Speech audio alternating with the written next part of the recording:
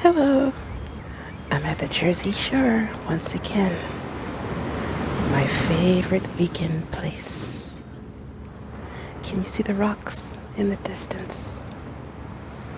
So today I'm going to pick up with Thelonious Monk. I love my monk stories. I really like biographies because I get to learn about another person and how they did it. And I just get so much insight into the human condition and people's different and varied approaches to life. It's very insightful for me. So let's pick up with the Columbia years, international stardom. On October 31st, 1962, Monk's quartet entered the CBS studios for the first time. The group had played together for over a year. Besides Charlie Rouse, it consisted of John Orr on bass and Frankie Dunlop on drums. In February 1963, Monk was back in the studio with the same lineup. In May, the quartet, now with Butch Warren on bass, were guest stars in Tokyo, where the concert was taped for general release. In July, the quartet again appeared at the Newport Jazz Festival. And again, CBS captured the event on record. In September, the quartet played 2 days at the Monterey Jazz Fest. That same month, the Five Spot, which had moved into larger quarters a few blocks away from its original location, celebrated its new address with a guest appearance by the Thelonious Monk Quartet. This time, they remained 6 months. Leroy Jones, Amiri Baraka, the poet and critic, in his book Black Music, describes the nightly ritual of Monk's band.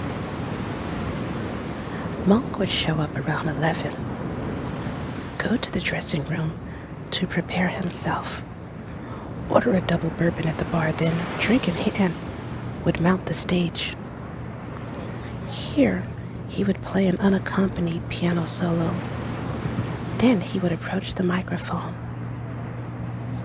Now, Frankie Dunlop will play you some tubs, he would say, and disappear behind the stage.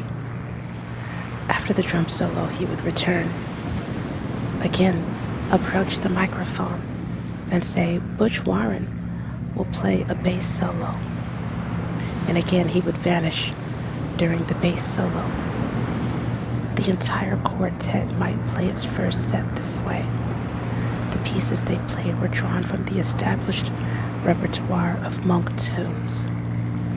One or another piece would sometimes be played twice the same evening in different sets. The ensemble playing of the quartet is so precise and elegant that Leroy Jones sometimes found himself wishing that Charlie Rouse's playing would be less refined and instead more earthy and emotionally arresting. While the other musicians performed their solos, Monk often executed dance steps before the piano, directing the group with his body language. These trance-like steps were Monk's way of telling the band that he approved of their playing. Newcomers to Monk often assumed that they were done for the sake of effect.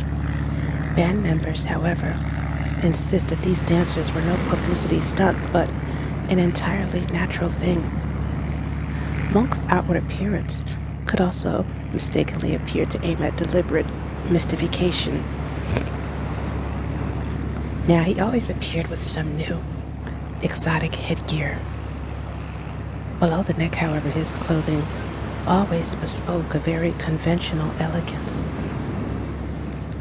In large part, owing to CBS's marketing strategy, Monk was now known outside the world of jazz. Time magazine planned a cover story on him for November 1963. It had to be delayed, however, after the Kennedy assassination. Another event was even more gratifying for Monk than the feature planned for Time. Right in the neighborhood where he had long ago settled with his mother and still resided, Lincoln Center with Philharmonic Hall had been built, restoring the value of the whole area. On December 30th, 1963. Ooh, the water's coming up. It's almost reaching me.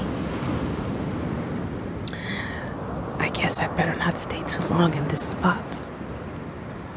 On December 30th, 1963, Monk gave a concert in Philharmonic Hall with his quartet, and a big band assembled and rehearsed by Hall Overton.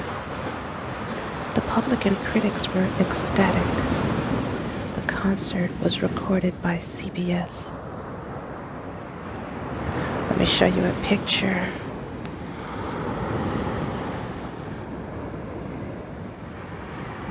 It's pretty cool, isn't it?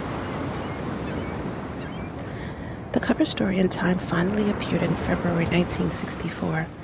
It is soundly researched and very thorough.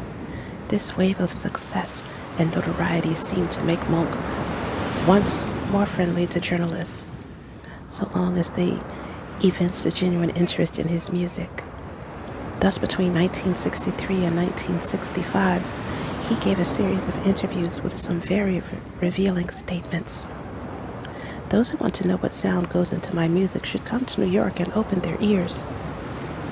I say, play your own way. Don't play what the public wants. You play what you want and let the public pick up on what you're doing, even if it does take them 15, 20 years. I never listened to Ellington. If there are similarities in our playing, it must be a coincidence. Recently, I sat in on piano with his orchestra on a couple of numbers. This was at Newport, July 8th, 1962. That was quite an interesting experience for me, but nothing more. Duke actually played very little piano with his orchestra. I tell you again, I stopped listening to him years ago, so he cannot possibly have influenced me. If there is influence, maybe it goes in the opposite direction. I don't consider myself a musician who has achieved perfection and can't develop any further. But I compose my pieces with a formula that I created myself. Take a musician like John Coltrane. He is a perfect musician who can give expression to all the possibilities of his instrument, but he seems to have difficulty expressing original ideas on it. That is why he keeps looking for ideas in exotic places. At least, I don't have that problem. Because like I say, I find my inspiration in myself. At this time, the fashion is to bring something to jazz that I reject. They speak of freedom, but one has no right, under pretext of freeing yourself, to be illogical and incoherent by getting rid of structure and simply piling a lot of notes, one on top of the other. There's no beat anymore. You can't keep time with your foot. I believe that what is happening to jazz with people like Ornette Coleman, for instance, is bad. There's a new idea that consists in destroying everything and finding what's shocking and unexpected, whereas jazz must first of all tell a story that anyone can understand. I don't read newspapers, and I don't read books. I keep abreast of things by watching TV. I like to sleep. There is no set time of day for sleep. You sleep when you're tired. That's all there is to it. I don't worry about the color of my skin. I never think about the fact that I'm black, or rather, I would rather not think about it. I have no desire to imagine to myself what would be different in my life if I had a different skin color. I know nothing about racial divisions. I never took any interest in these Muslims. If you want to know something about them, ask Art Blakey. I never had to change my name. It was weird enough already. I also haven't written any of these freedom suites, and I have no plans to. Nellie Monk was widely quoted in the press as well.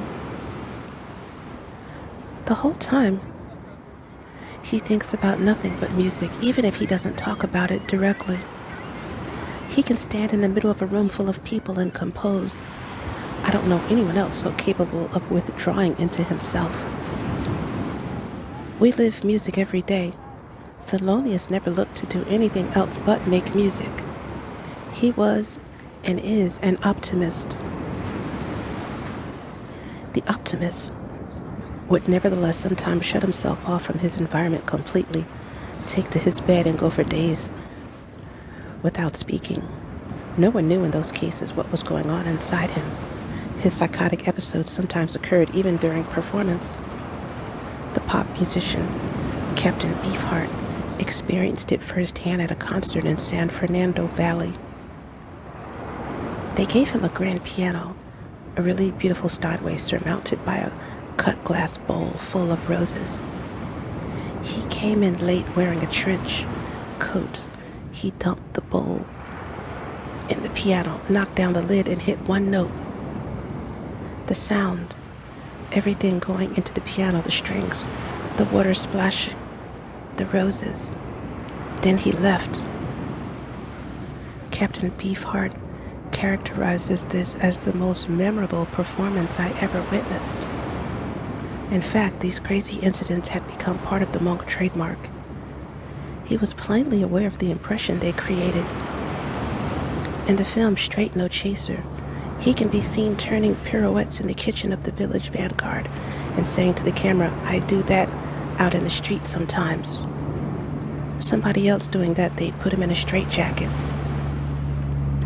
And after a pause, with which he seems to suggest that it was expected of him, he adds, "Oh, it's only Thelonious Monk. He's crazy." After turning circles, Monk might freeze altogether, fixing bewildered observers with a stare.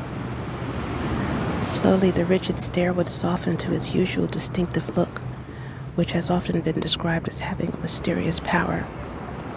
Its effect derived in part from a slight squint and the peculiar expression of Monk's mouth, enhanced by the often crosswise position of his jaws. This look would then dissolve into a happy beam that made the whole face radiate with the innocence of a child.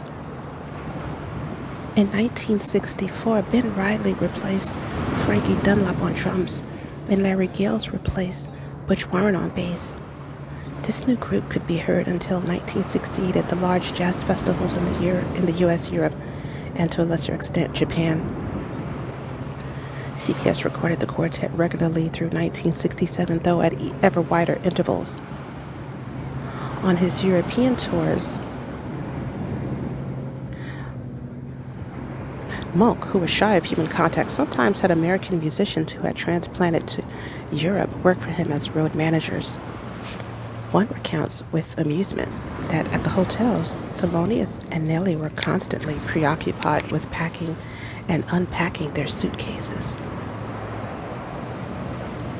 Like a good housewife, Nellie also looked after the money. She could be seen carefully counting bills over and over. On his tour of Australia in 1965, also she was very much the cost-conscious housewife, as could be seen from the size of their baggage. One box was full of Coca-Cola bottles that had to be returned for deposits. They also traveled with an iron and ironing board. Monk's luggage was swelled with 14 suits and 17 pairs of shoes. In the land of the kangaroo, no one at least would mistake him for a tramp. On these trips abroad, he also had the opportunity to purchase various different kinds of headwear. A black silk skull cap that he picked up in Hong Kong became his favorite. In 1966, Monk took his first and only Blindfold Test. This was a special type of interview conducted by Leonard Feather, designed for musicians to give unbiased critical reactions to other musicians. Feather invited them to his house and played them recordings without telling them anything about the music they were about to hear.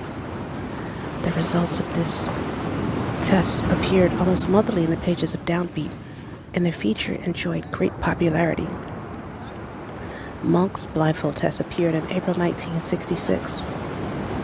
Monk did not seem very interested in listening to other musicians unless they were playing one of his own compositions. With the interpretation of his own tunes, he noted every departure from the original. He reacted to the Oscar Peterson's trio playing of easy listening blues by asking the way to the bathroom. He waited until the end of the record, though, before leaving. On returning, he laughed and remarked, "Well, you see where I went." Asked his opinion of the guitars on the track, Herb Ellis, he replied, "Charlie Christian spoiled me for everybody else."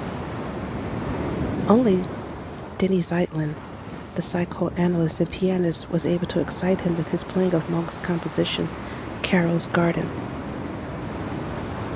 In 1967, Monk visited Europe with a 9-piece band. It was the Quartet, augmented by trumpeters Ray Copeland and Clark Terry, trombonist Jimmy Cleveland, also saxophonist Phil Woods, and Johnny Griffin on tenor. The group was not particularly well rehearsed. They did not get the music until they were on the plane, but they were already conversant with and generally devoted to Monk's art. Critics and public alike were enthusiastic and thankful for the change from the quartet concerts of previous years. For this reason, it is hard to understand why CBS did not take the opportunity to produce a studio album with such a talented group, and one so cut to Monk's mold, especially as the quartet recordings were now receiving only polite notices in the press. A French critic entitled his review of a Monk concert, "Monk in the Hour of the Phantom." He criticized him for ritualizing the facade of a once exciting music. In this respect, Monk was only doing what he had done all these years, remaining inalterably true to himself. Asked why he always played the same pieces, he would answer in order to create an audience for them. In the fall of 1968, it became clear that CBS was also growing tired of the Monk Quartet. They decided to record him in Hollywood with a studio big band. The leader was Oliver Nelson, one of the industry's top arrangers of film music. Nelson also wrote the arrangements, which turned out very slick and bombastic. They are the antithesis of Monk's aesthetic. This was the last record Monk would make for CBS.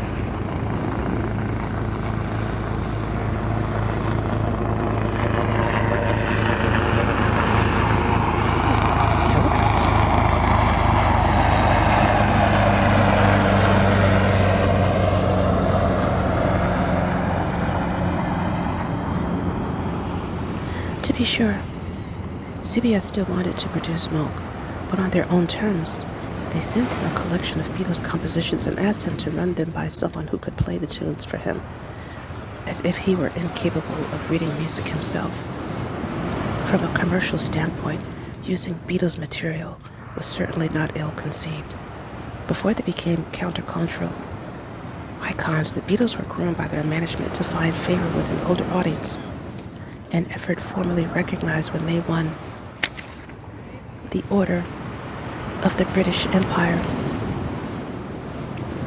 CBS's business philosophy was based entirely on this sort of errant calculation. It had already led to Monk's music being debased and massacred by Oliver Nelson. Naturally, little more could be expected between him and CBS. In fact, the expiration of this, his last record contract, marks the beginning of Monk's gradual lapse into silence.